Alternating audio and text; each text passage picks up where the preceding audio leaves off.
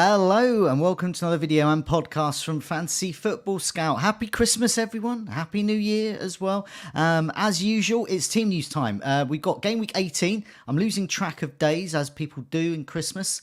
My name is Joe. I haven't lost track of my name and I haven't lost track of Neale's name either. Neale, welcome. How are you? Not too bad. Yeah. Merry Christmas, everybody. And we've got a mixed bag of press conferences today because we've got some that have been held in the last couple of days. Some of them were held on Boxing Day and then held back till now. And then some of them are taking place as we speak, which is Arteta's. So it'll be a real, as I say, a mixed bag of information, which is still going to be better than Game Week 19, which is going to be an absolute car crash, I should warn you. Okay, just before we crack on with the team, just welcome all those that are joining us in the live chat. Bassam, Christian, FPL Spartans, FPL Gaza, Thomas, Miena, Madassa, Janko, Exploring, and many more. Thanks so much. You're all here because you subscribe. So go and tell your friends to subscribe as well. Do press the subscribe button. Do press that like button as well. We've got lots of you in the live chat. Well, more than 200 early birds so far. I'm expecting that to go up. But only just under 100 views, so 100 likes though. So get that likes up, and all helps us out there. So yeah, what we're going to do is we're going to crack on now. I just want to point out. Sometimes too much team news can be a bad thing. That happened in game week 17 with Mitrovic. I had too much information about his being a doubt for the game. He went on to, of course, play and get a 15-point haul. And he was removed from my team because of the team news there. So hopefully we can bring some, I'd say better team news, but maybe we need to be worse at it. So let's crack on. West Ham against Brentford kicks off tonight very shortly. So what's the latest from West Ham ahead of this clash? Not too bad. So Corney and Zuma, we think, are still out. Be medium-term absentees. Scamaca's back in training, so he could be back for this one. Aguerd is probably less likely. He's had an illness on top of that groin injury he picked up with Morocco, so he is a doubt. But yes, Scamaca should be back for this one. And I think otherwise they are in fine fettle. Okay, and for Brentford as well. Brentford, whilst Tony's still playing, they're still, a good defensive outfit and a good attacking outfit as well. Brentford, tough team to face now. So turn that colour on the fixture ticker to whatever the difficulty rating is, red or orange or horror, some horrible thing. They're not an easy match anymore. So, and meanwhile, Brentford, how are they set up for this clash? Well, Tony's still available for now, as you said. He's going to face justice, I think, in the new year. Or answer to his charges anyway, and then we'll see what happens after that. But he's available for selection for this one. The usual ones are still out, so the longer term ones: Baptiste, Hickey, Onyeka, Ejer as well. They're all nearing a return, but they're not quite ready for this one. Strakosha, who's the backup goalkeeper, he could be back on the bench for this one. But otherwise, I think it's as you were. Okay, so arguably from an FPL point of view, the Liverpool-Leicester clash is going to be more important. Lots of happy Salah owners, lots of unhappy non-Salah owners, which myself is included there. But Nunez as well in a lot of teams. But yeah, is there any injury news from the Liverpool camp before we move on to Leicester? Not particularly. The only one they're going to get back, and he's not even an injury, is Konate, who was given a bit of a breather after the World Cup, but he's back for this one. So the same lot are still out: Firmino, Jones, Milner, and longer term ones: Arthur, Jota, and Diaz. Gakpo, of course, can't play until probably going to be game week 20. Okay, he's out for this game. Yeah, out for this one, and very unlikely to feature against Brentford. Okay, so we might see him in the FA Cup. Yeah. Okay. Okay. Rightio. And for Leicester now, some concrete news there around James Maddison, I understand.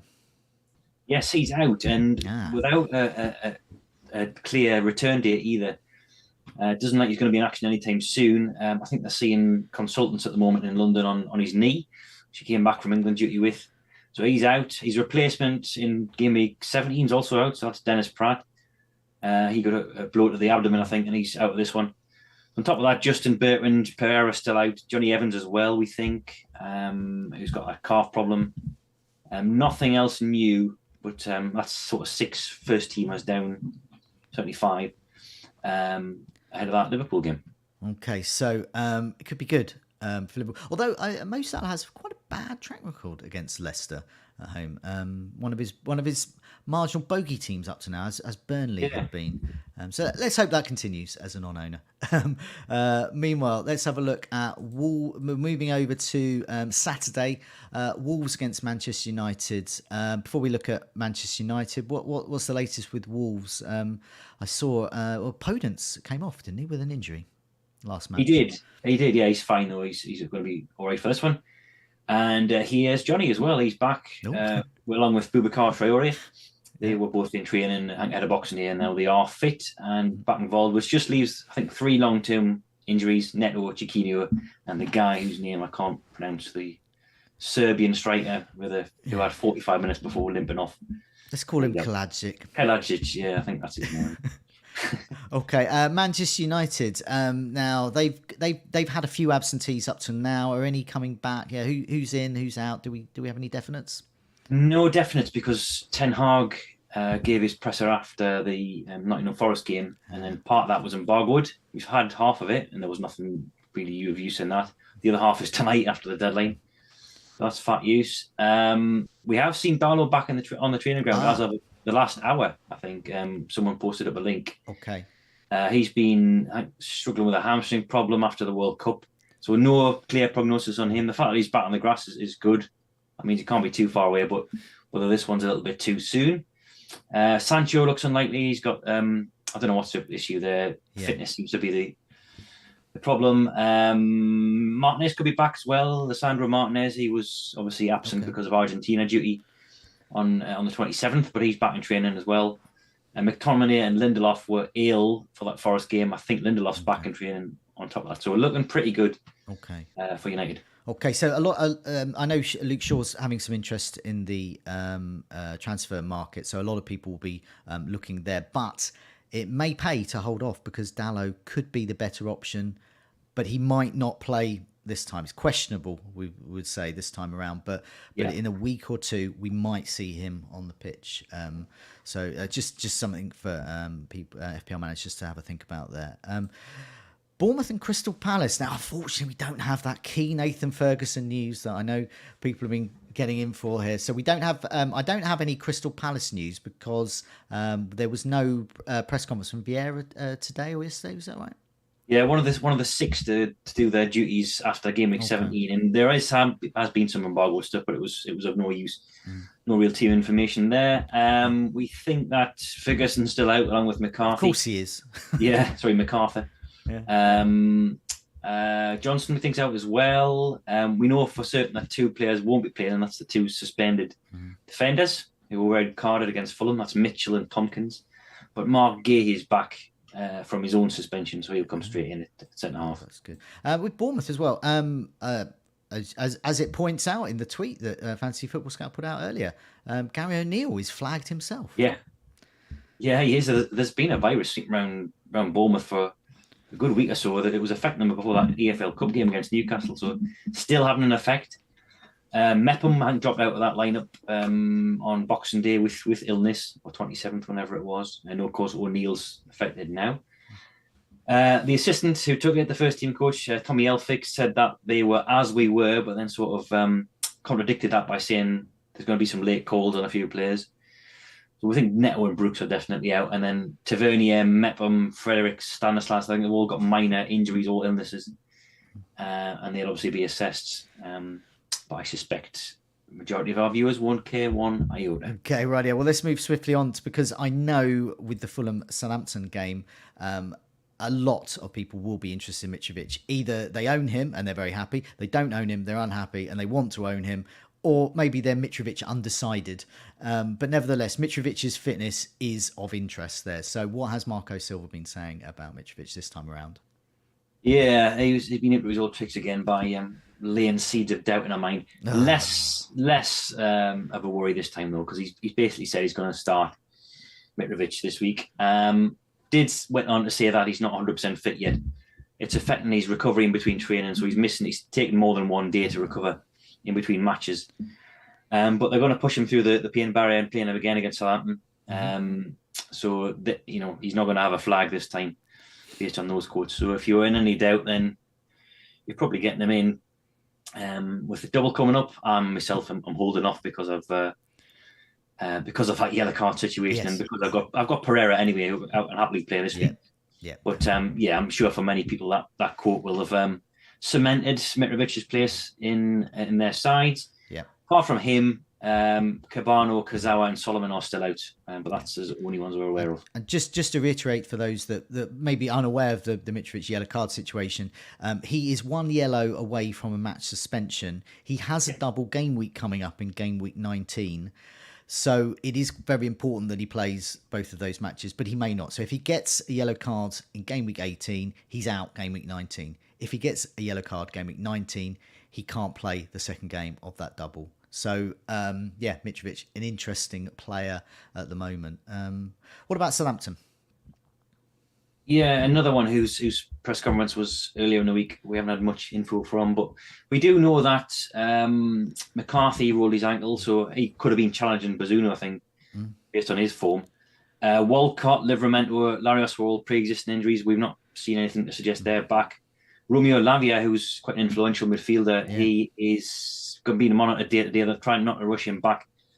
It's just been a slow recovery from this hamstring injury, and he's had a few setbacks, and it doesn't sound like he's going to be available for this one. So, pretty good news, really, if you're a Mitrovic or Pereira owner, because they're in a bit of, I would not say dire straits, but they lost any cut of identity. Jones is still tinkering with formula and personnel and formations, and missing some key players as well. So, good time. They're a young side. They're an interesting side, but they're also, and forgive me, Southampton fans, a championship side. They are not Premier League quality at the moment. And I hope, as a Nathan Jones, ex-Brighton, so I hope he does well. I hope he turns it around there. But at the moment, they look pretty shonky against Brighton in the last game week, and I think that may continue unless he can turn it around.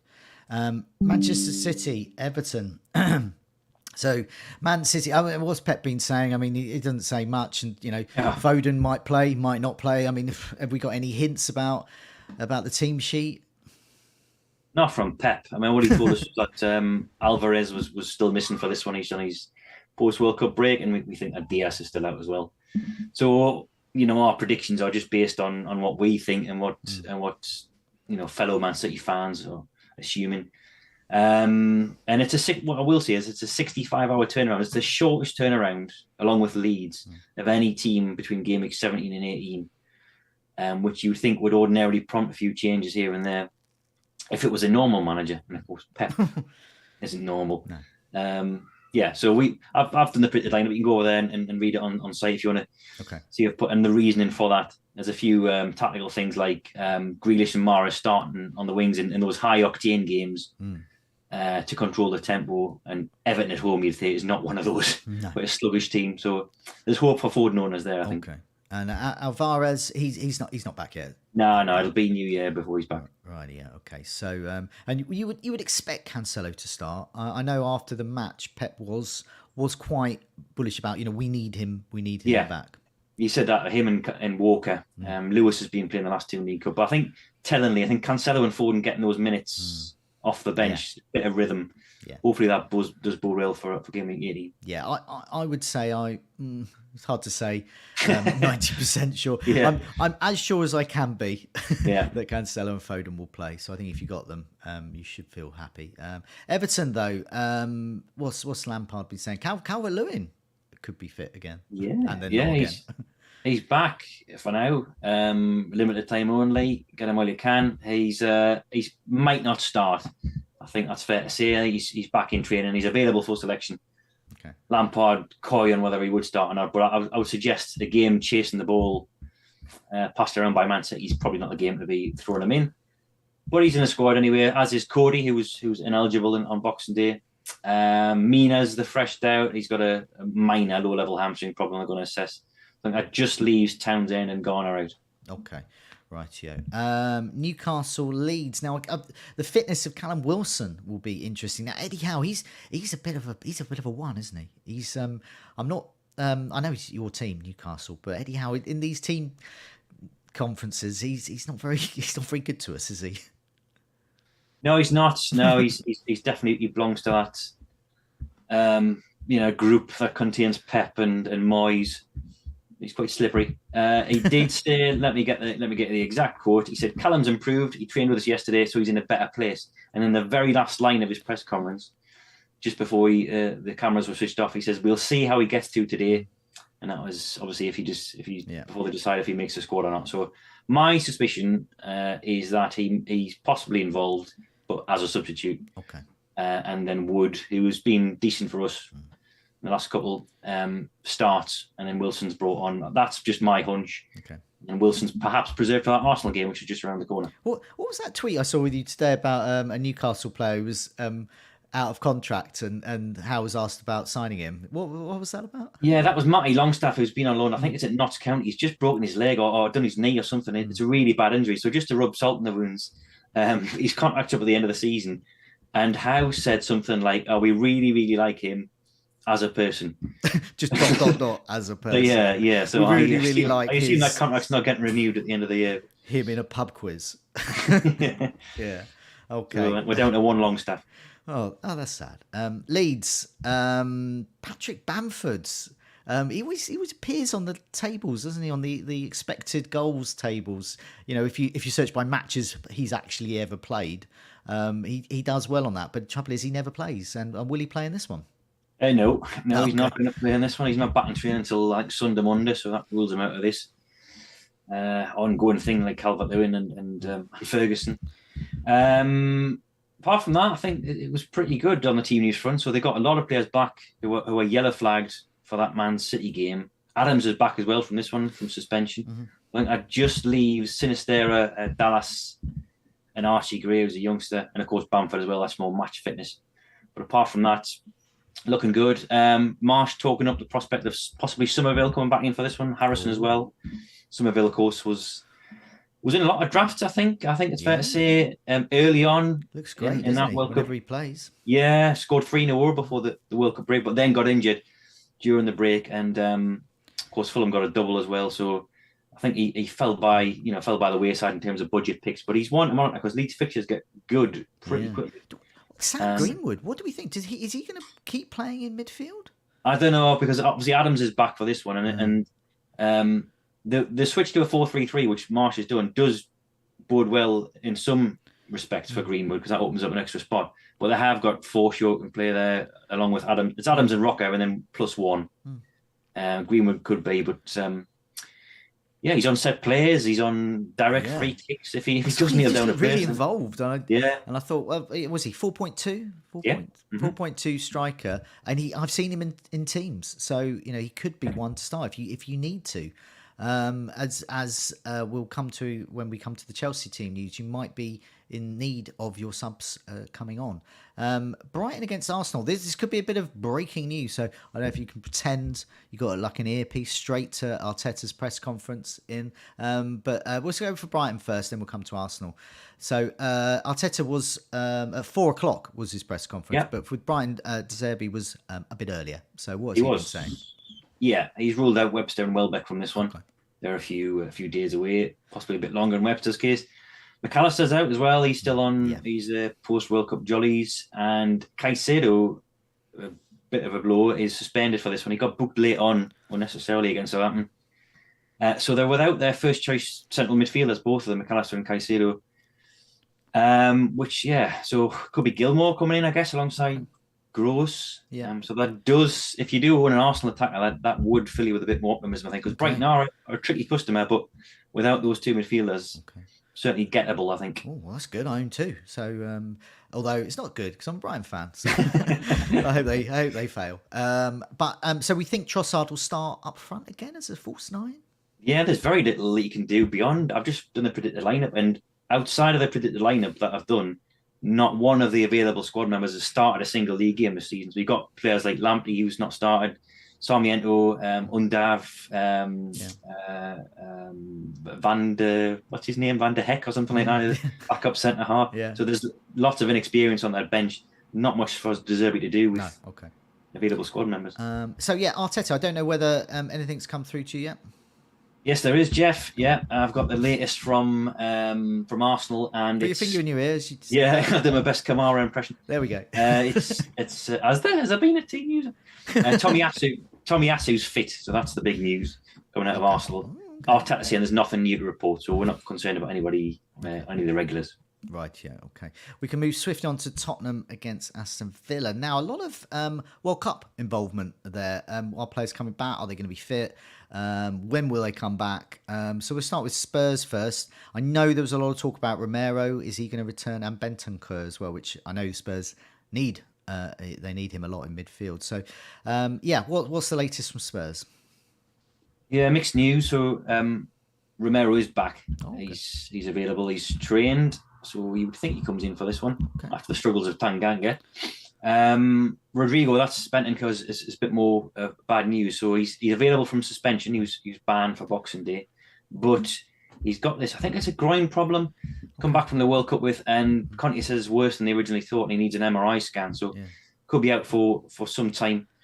Certainly not going to make this one. And on top of him, of course, Richarlison's out as we knew, and Lucas Moura hasn't been cited for some time with this recurring tendon problem. So yeah, Kulusevski, Son, Kane up front. That's pretty standard. They're going to feature. Well, more Kane and Kulusevski are going to feature in a lot of teams. But maybe Son. But I don't think we have FPL managers have seen enough of him yet to justify that. Aston Villa, I guess Martinez is going to be the key talking point there. Is he back yet from his heroics at the World Cup?